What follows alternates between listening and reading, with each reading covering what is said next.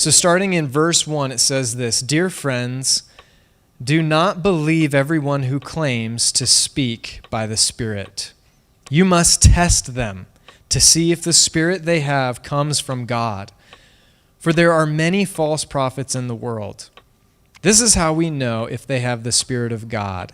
If a person claiming to be a prophet acknowledges that Jesus Christ came in a real body, that person has the Spirit of God.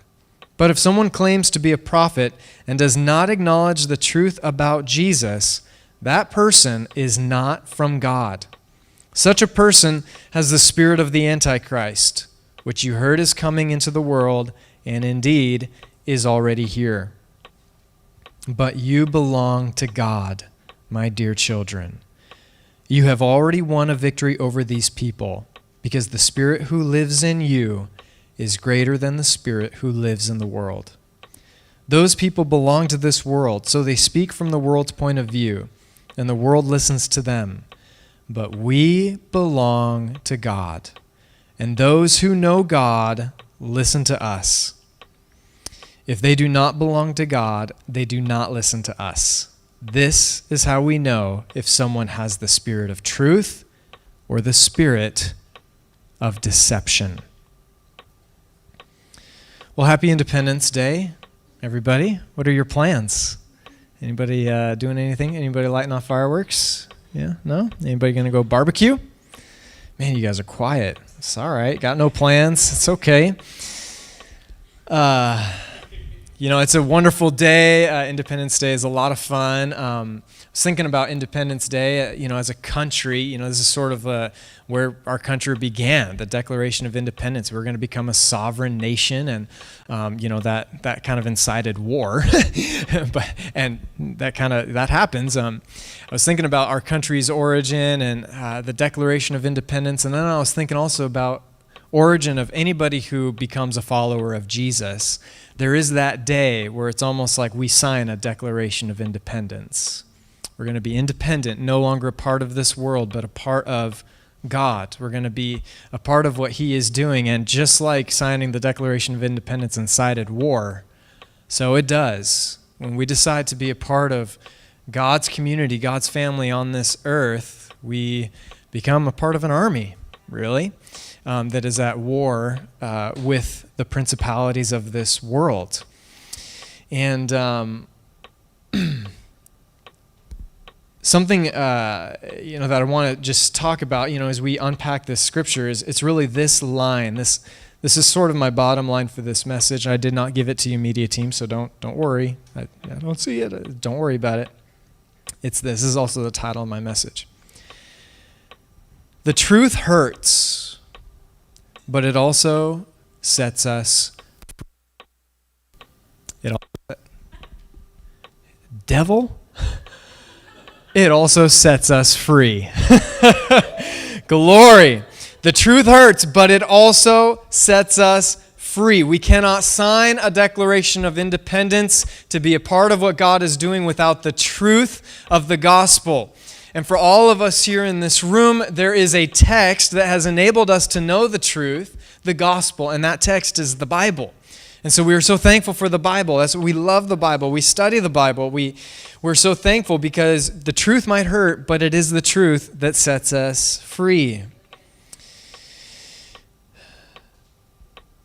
The truth hurts. Have you ever gotten a text from someone that says, "Hey, can we talk?" I get a text like that occasionally. I'm looking at someone who sent me a text not too long ago that said that exact thing. The other week I got a text from Madison, who's leading worship just a minute ago, and it just simply said, "Hey, brother," he calls me brother. "Hey, brother, can we talk later?" And that was all it said. And I literally in that moment thought to myself, like, man, not today. But inside of me, I had this sense like, okay, so there is something we need to talk about that's not good, right? There's a conflict coming, or there's some kind of unresolved issue. And my wife likes to say that she thinks I'm confrontational. I'm not confrontational. I just don't like unresolved conflict. I want to resolve it. I don't like there being something there that I don't know about. I want to know what's going on so that we can resolve it and move on and be friends again. And so, can we talk? And so, we did that conversation. We had that phone call. And honestly, it took a lot of strength for me not to immediately just call him. The moment he sent that text, just call him. Like, tell me what it is, But instead, respect is a time. I was like, okay, we can set a time and we'll talk. And it was a great conversation. And it was, they're very graceful, tactful. And I was like, we know what you meant by this, but when you said this thing, it kind of rubbed us the wrong way. And what did you mean by this? And I was like, okay, I'm so sorry. Let me just explain, blah, blah, blah. And, once the truth was out there was resolution. And by the end of the conversation, you can remember, Madison, we felt even closer and healthier as in our relationship. And that's the thing about truth, is that the truth is scary. The truth hurts, And a lot of us, sometimes what we can do is we can sort of run away from the truth. It's like, hey, can we talk later? No. I'm not available. My wife's like that, yeah. She just doesn't want to talk about it, And so we can kind of just stuff down the truth or just hide the truth or delude the truth. And anybody trying to work on that as a family, we're trying to work on that as a family. Just how to have healthy conflict, healthy conversations where we're completely honest. We're not watering down the truth. We're not trying to make it something different than it is. You just say what it actually is going on. And accept that, it's the truth. And I think that the reason why we are so sort of afraid to speak the truth and receive the truth is because it hurts. There's always a danger in sharing the truth. If you're sharing the truth about, something going on in your life, it requires vulnerability on your side, right? So for Madison to text me and say, hey, there's something going on I want to talk to you about, that required courage and vulnerability. Because what I share with you could cause you to reject me. It could cause there to be a brokenness in our relationship. So, however, the truth might hurt, but it also sets us free. It sets us free from anxiety. So we don't need to live in this sort of unknowingness of what's going on. We know what's going on. We can accept it and we can grow. It sets us free. So that was kind of the introduction to this sort of topic of these false teachers and really the spirit of deception. What John is doing in 1 John chapter 4 is he's continuing a conversation that he really started in chapter 2. So if you're unfamiliar with what was talked about in chapter 2, you can read it yourself, use the outline if you want. But in chapter 2, verses 15 through 17, he talks about how we are to not love the world or the things of the world. Those who believe in Jesus are not to love the world or the things of the world. And then he goes into, for the world only offers the cravings of the flesh and the things that we want with our eyes and the pride of life, or lust of the flesh, lust of the eyes, and the pride of life. And these are not for us because they're passing away. So in this section, he kind of continues a different dimension of the same tension. Before it was, do not love the world. Now it's, do not believe the world. Talking about false prophets or false teaching or deception. Do not believe the world. Do not believe everyone who claims to speak by the Spirit, but test the spirits to see if the Spirit comes from God. For there are many false prophets. Do not believe the world. Do not believe the many false prophets. What we need to understand, if we are to be spiritually healthy or mature, we have to understand that it's not just behavior that God wants us to get right. It's also our belief. Both our belief and our behavior reinforce our identity. It's not one or the other. It's both together. And so for us, we have to identify both and we have to correct both. And John knew this, and that's why he talks about not just right behavior in chapter 2, but now in chapter 4, right belief. Last week, Madison preached, and his bottom line for the message was abiding is obeying. talking about right behavior, right behavior. And really today you could say abiding is believing. So abiding is obeying, and abiding is believing. We must have both if we are to abide and remain in fellowship with God and continue to grow with Him. So let's begin to break this down. It says, for there are many false prophets.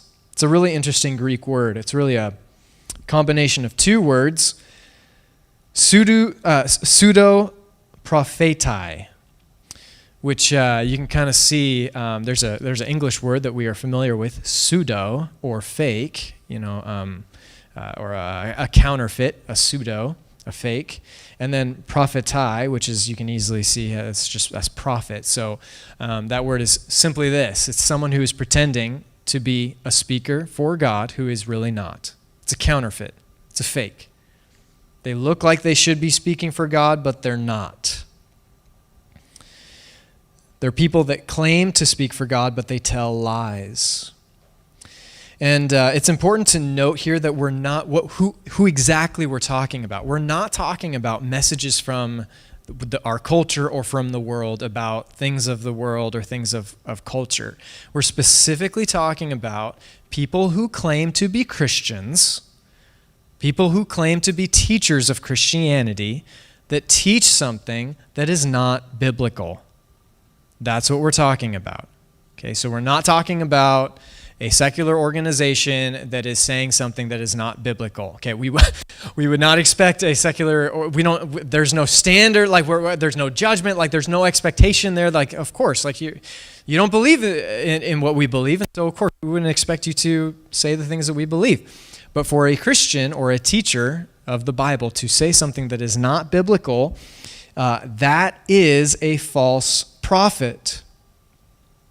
Another word that is commonly used throughout Scripture for people like this is wolves.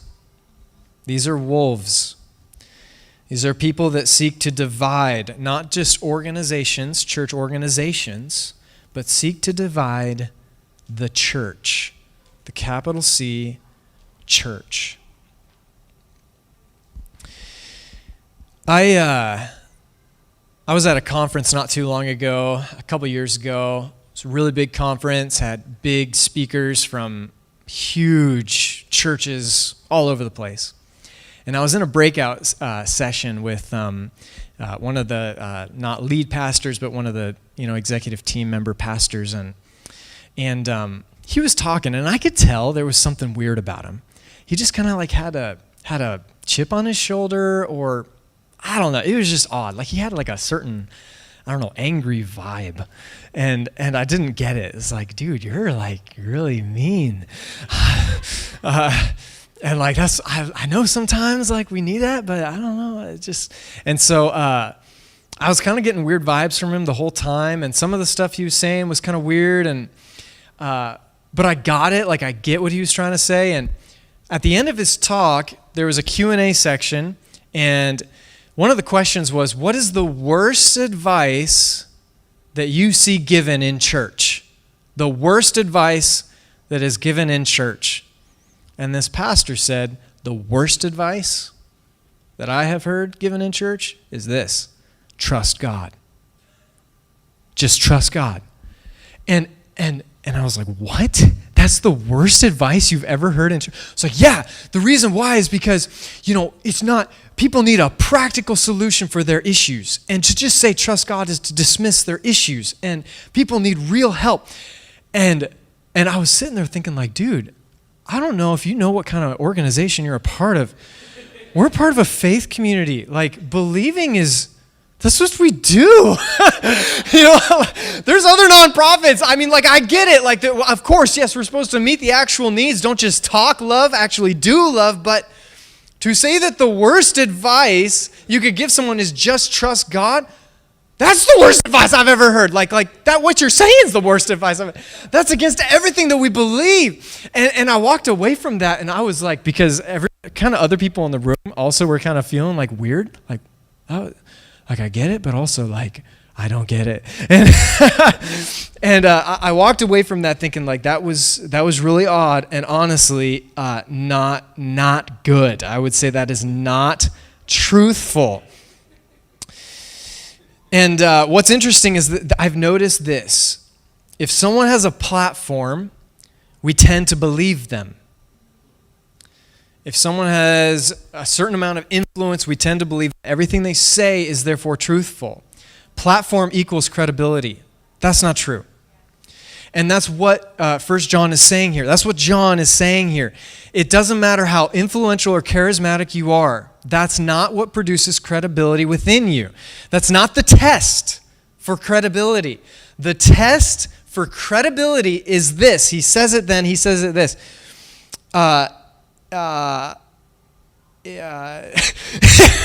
Sorry, excuse me. What is it? It's this. Someone who claims to be a prophet and does not acknowledge the truth about Jesus, that person is not from God. So the litmus test is this. It is the gospel truth, what we believe about Jesus. This is how we know if they have the Spirit of God. If a person claims to be a prophet, acknowledges that Jesus Christ came in a real body, and then he repeats it again in verse 6. I'm sorry. Guys, wow, glory, funky stuff. What's up with the funky stuff? Funky stuff today. I'm sorry, there's another section here, but I'm totally not seeing it. My eyeballs are not working, but there's another part where he's not just the incarnation of Jesus, but the truth. There it is. Glory. I'm sorry. Verse 3.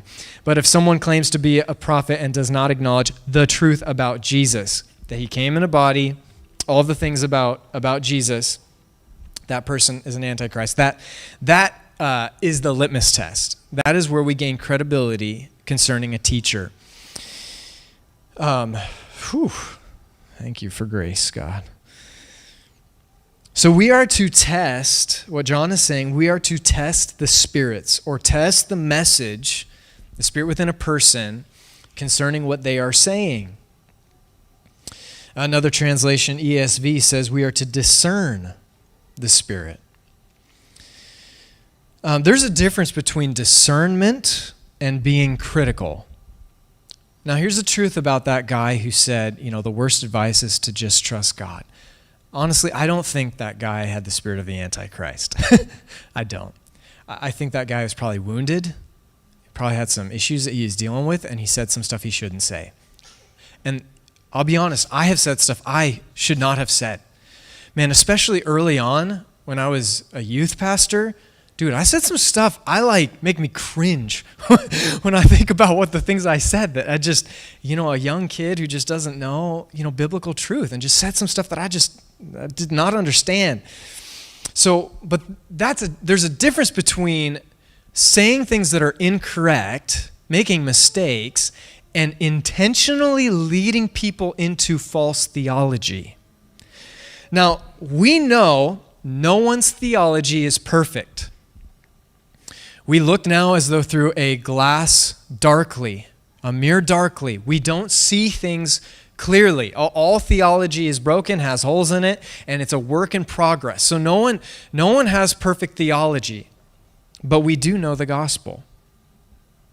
We do know the truth about Jesus. We do know the thing that unites every single believer everywhere on the planet. We do know about Jesus. So we are to discern, are those who are teaching us or using their influence as a Christian, are they intentionally communicating a different gospel, or are they just simply making a mistake? That's what we are to discern. So we are to discern, not be critical. Being critical would be if I were to sit in judgment in every single sermon I ever heard and that was wrong. So that person, what they said, that was not exactly correct. That didn't follow my systematic theology concerning the, Old Testament, blah, blah, blah. And I don't know. That's a critical spirit, and that's not what we are supposed to have. Instead, what we are supposed to have is discernment. Does that make sense? All of this is very important as we continue to grow in our relationship with God. Or if you are not a follower of Jesus, for you to consider if you are interested in becoming a follower of Jesus. But if someone claims to be a prophet and does not acknowledge the truth about Jesus, that person is not from God. Such a person has the spirit of the Antichrist. You know, what was going on in the first century church, that John is writing to, was that there were heresies breaking out all throughout the church. And the famous one is Docetism, but there were also other heresies that were sort of branching out from these heretical teachers. And bad behavior, like unhealthy, sinful behavior, was following these bad teachings. But really what was happening is there was so much heretical teaching that was being taught. And one of the big ways that these heretical teachings gained influence was because it was a new knowledge. It was a new truth, a new revelation, a new book was written that suddenly exposed everything, and now we all just understand everything, and it just all makes sense. And I just want to caution you. Look, if I'll tell you the truth, the news that we all need is not the new news. We need the good news. We need the good news, not the new news. And so often I think we can deceive ourselves because we start to look for new stuff. And the most powerful thing that we could ever learn or know is what we all learn and know at the very beginning whenever we make a decision to follow Jesus. And it's that he forgives sins. He was here. He is Lord. And we can give our life to him. That is the most powerful truth. It's something that we could live our life following.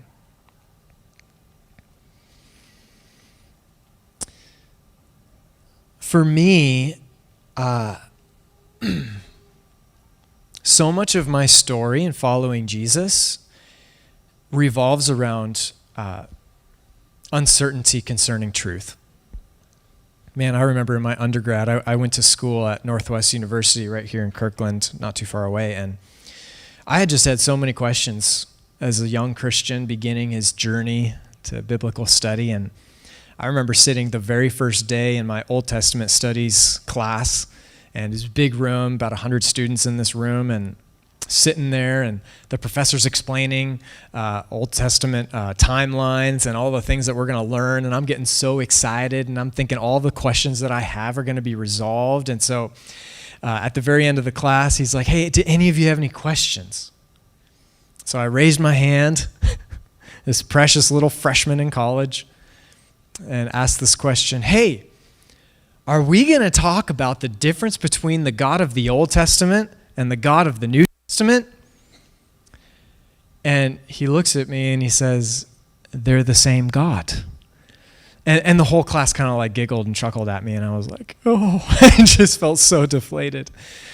But the reason why I had that question is because I had read the Bible. And I don't know if you've noticed this. If you've read the Bible, it seems like there's a big difference between Yahweh in the Old Testament and Yahweh, God, Jesus in the New Testament. And it's like, I know they're not two different gods.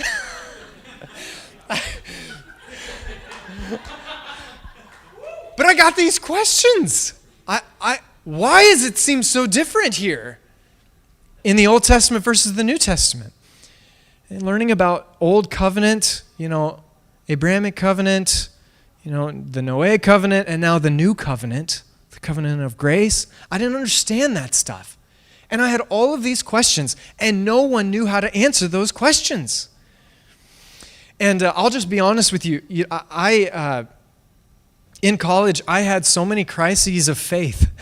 I didn't just have one, I had so many. It seemed like every week I was I just have these questions about my belief, like this belief system. And I remember it came to a head in my senior year, and it had turned from a theological, biblical question to more a question about reality. I had a ruptured disc in my back that was misdiagnosed for 3 years.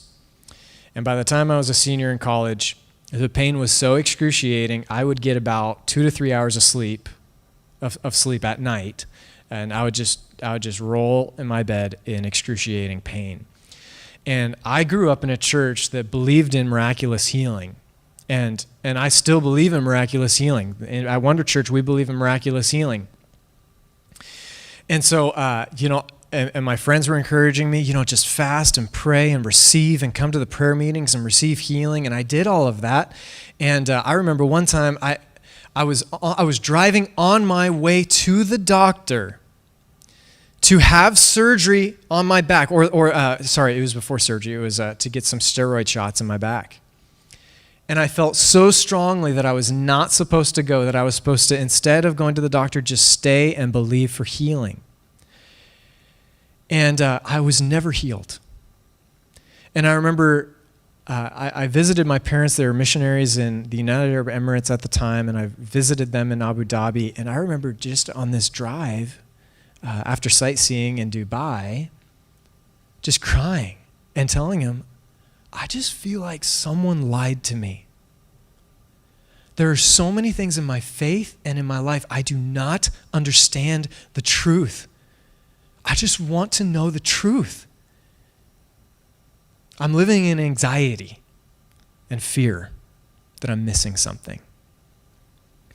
By the way, I ended up getting surgery on my back, and now I am completely well. And I have learned a lot more about miracles and about healing. And I believe that all miracles, they are not an end in themselves. All miracles are signs. John tells us in the Gospel of John, instead of using the word miracle, he uses the word sign. Because all miracles point us to something. They are a sign. A miracle is like a miniature grace. It's receiving something we don't deserve, that we don't have the power to have.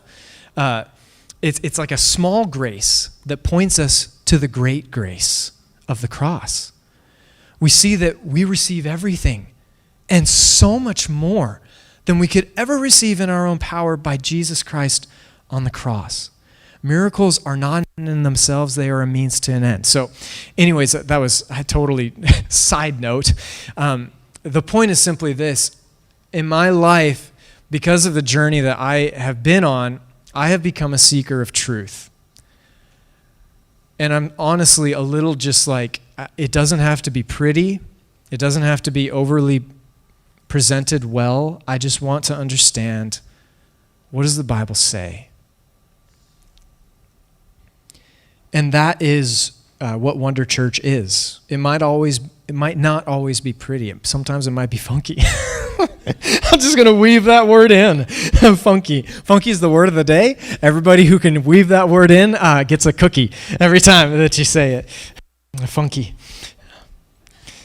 And so we have this value at Wonder Church. It's an unwritten value. So we have our public values, but then there were so many values we had that we kind of like had this second list of values, like 30 of them. And and so one of those unwritten values is we tell the truth. We don't spin the truth. And I think so much confusion is caused by simply wanting to make the truth more palatable for people instead of having an honest, humble confrontation. We just tell the truth. Kind of just go beat around the bush and make it to make it more acceptable, but really it just makes it more confusing. And we are unable to resolve relationship, and we are unable to resolve our faith when we have questions about our faith. So we tell the truth. We don't spin the truth. Here at Wonder Church, we're just starting out. If you're watching online, if you're in the room, we're just starting out, and part of what we're trying to do is explain who we are. What are the unique things about us that we believe? And we just believe 100% the most valuable thing we could ever communicate, isn't just someone being excited on a platform. It is just simply telling the truth as clearly as possible so that those who will receive it can receive it. People deserve to know the truth. Just like me, a little kid wanting to know the difference between the God of the Old Testament and the God of the New Testament. We deserve to know what the truth is, what the Bible actually says. And ambiguity breeds anxiety when we don't know. It's like, can we talk? Now I'm anxious because I don't know. Ambiguity breeds anxiety. And misunderstanding invites irresponsibility because We're not responsible for things we don't understand. I didn't know. It's like driving down the road, get pulled over, and the cop comes to your door. It's like, do you know why I pulled you over? I had no idea why. I have absolutely no idea. It's because I'm not responsible for things I didn't know. We're not responsible for things that we don't understand, so it can create irresponsibility in our relationship with God because we don't understand stuff. At Wonder Church, we want to transform hearts, not tickle ears. I don't know if I actually wrote this down, but I believe it's in 1 Peter. He talks about how as we get closer and closer to the end of days, more and more people will walk away from biblical truth or sound doctrine. And instead, they will listen to people who tell them whatever their itching ears want to hear. They want their ears to be itched. They want that tickling in the ear because it will promote the life that they want. And that's just not transformative. We want real transformation in our hearts, and that can only happen when we clearly communicate the truth. But you belong to God, my dear children. You have already won a victory over those people because the Spirit who lives in you is greater than the spirit who lives in the world. I'm going to invite Madison to come on up and play keys. I think that if you're a follower of Jesus,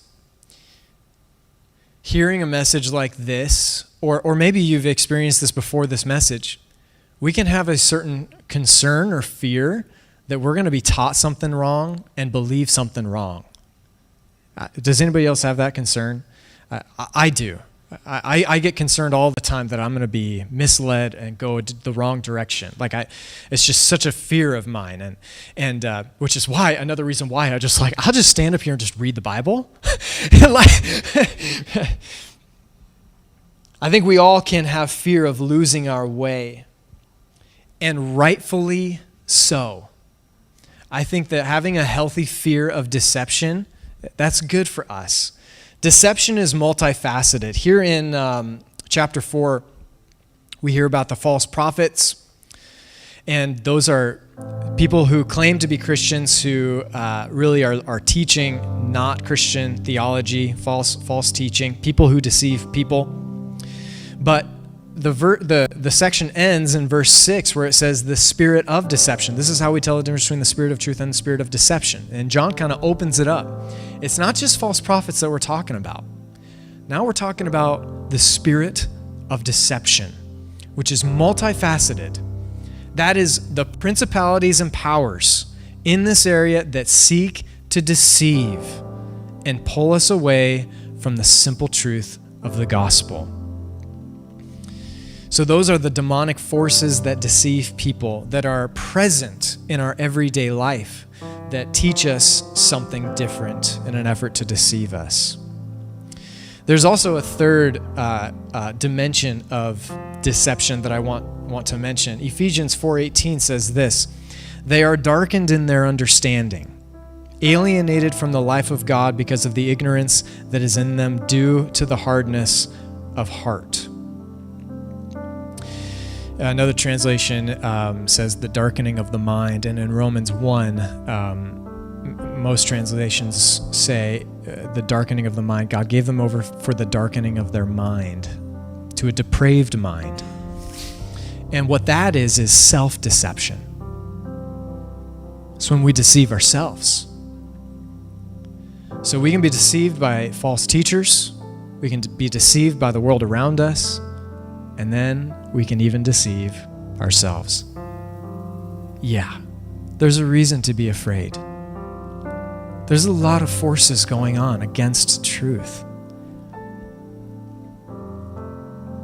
Oh, there's the verse I was looking for. It'll intensify over time. 2 Timothy 4:3 says this: "For a time is coming when people will no longer listen to sound and wholesome teaching.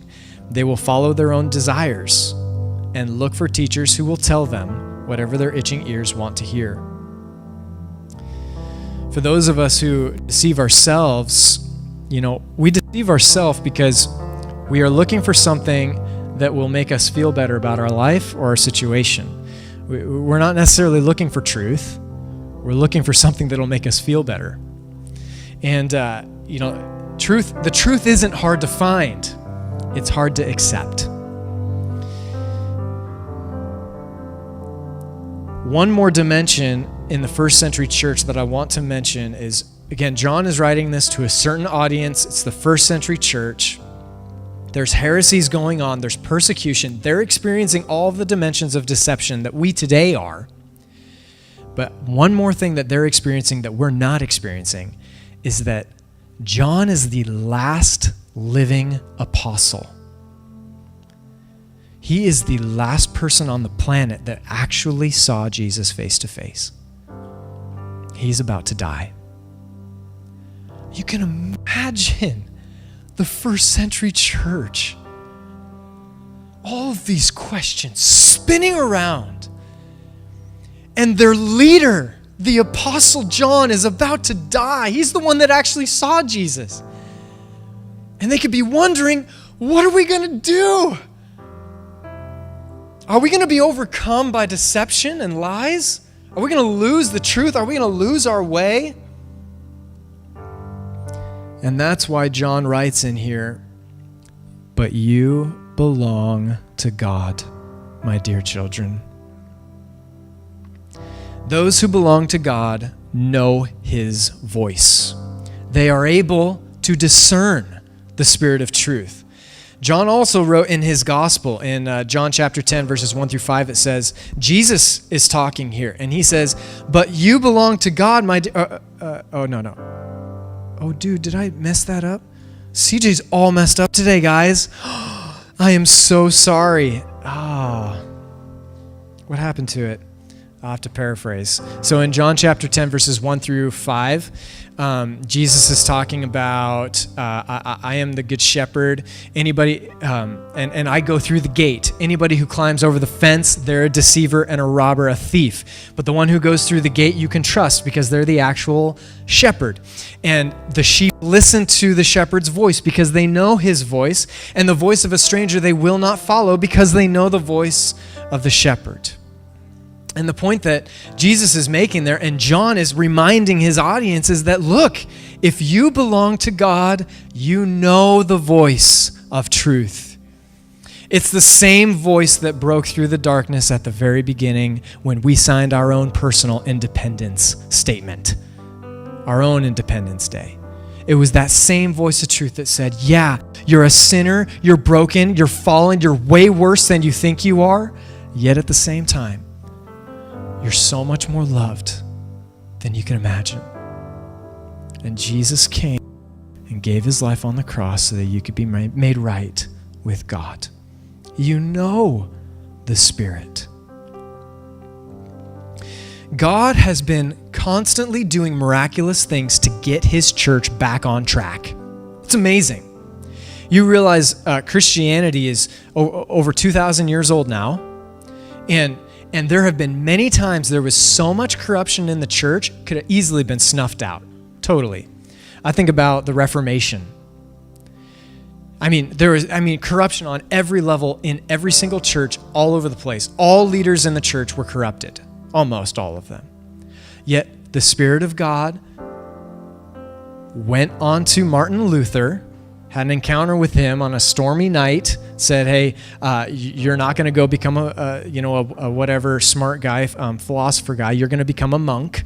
And so he becomes a monk. He gives his whole career, his whole journey to Jesus, and then God uses this man to write the 95 Theses and then bring about the Reformation. And that is, listen to me, I want you to understand that the point I'm trying to make is we're not the only ones fighting for truth. God is too. The Spirit of God is too. And he is working. He always is. So we do not need to be afraid because the Spirit that is in us is greater than the spirit that is in the world. Are you anxious this morning? I'm going to wrap up in prayer in just a second. Are you anxious? Are you split? The spirit of deception gains its power from our greatest fear, which is rejection. We'll stay in the shadows because we're afraid that if we come into the light, we would be rejected. If God saw how broken I am, there's no way he'd accept me. If other people saw all the sin in my life, there's no way I could be a part of community and could be fully accepted. And so we stay in the darkness. The spirit of deception gains its power from our greatest fear, rejection. And we are afraid because the truth could hurt, and that hurt could lead to our rejection. But what I want to remind you this morning is this. There is no other religion on the planet that makes this promise. That when you come into the light and everything is exposed, the truth might hurt, yes, but you're not rejected. Instead, you are accepted. In Christianity, repentance always leads to acceptance. Always. So is there anxiety in you? Is there fear in you? Are the things that have been in the dark, been deceiving yourself about, been lying to yourself about the hurts that are in your heart, been lying to yourself about the evil that's in your heart? Man, know that the Spirit of truth wants to expose, not to reject, but to accept, to give healing and love to you. I'm going to ask everyone to bow your heads and close your eyes. If you're here this morning and you have not yet given your life to Jesus, and maybe one of the reasons is because you've been afraid of the truth. You know that inside of you, you just sense that you're not acceptable. You don't have to be afraid of the truth. We are all far more sinful and wicked than we ever dared imagine.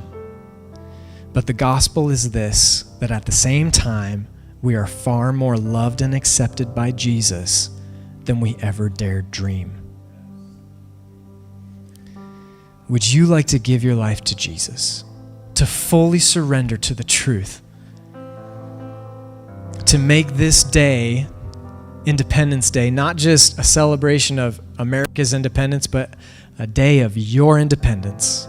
I'm going to be free of sin, free of the world, and free of death, and live as a child of God. If you'd like to give your life to Jesus this morning, with everyone's heads are bowed and eyes are closed, online, watching too, if you want to make that decision to become a follower of Jesus today, at the count of 3, would you raise your hand? In this room and watching online, raise your hand at the count of 3. 1, 2, 3. Raise your hand if that's you. God sees you. If you're watching online and raising your hand, just do it. God sees you. Yeah, that's awesome. I'm going to ask you to repeat after me if you're making that decision today. And all those who have already made that decision, would you repeat after me and encourage those making that decision today? Say, "Dear Jesus, I believe the truth. You came. You gave your life on the cross. You rose again on the 3rd day to give me victory. I believe that you are God. Please forgive me of all my sin. You see it all, and I give it all to you. I choose to follow you starting now. In Jesus' name, amen." Thank you for tuning in today. If you enjoyed this podcast, would you like, subscribe, and share it with a friend?